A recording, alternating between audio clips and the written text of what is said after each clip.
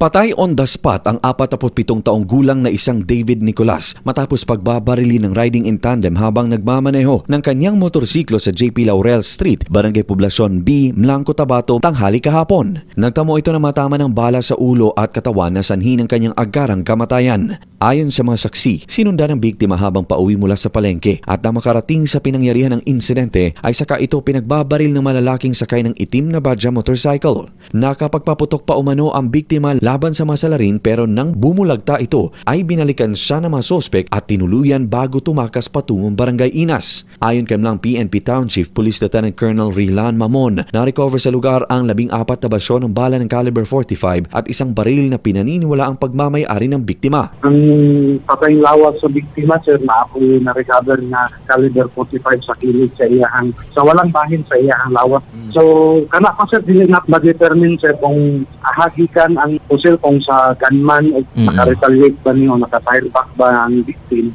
Sinusuri pa ng crime laboratory kung mula sa dalawang magkaibang baril ang mana-recover na basyo. Sa pool naman sa CCTV ang dalawang sospek pero hindi maaninag ang muka dahil sa suot nitong mask. Patuloy ang hot pursuit at checkpoint operations ng pulisya upang matukoy ang pagkakakilanlan at motibo ng mga salarin. Pinayuhan din ng publiko na agad ipagbigay alam sa mga otoridad ang anumang impormasyon kaugnay sa insidente.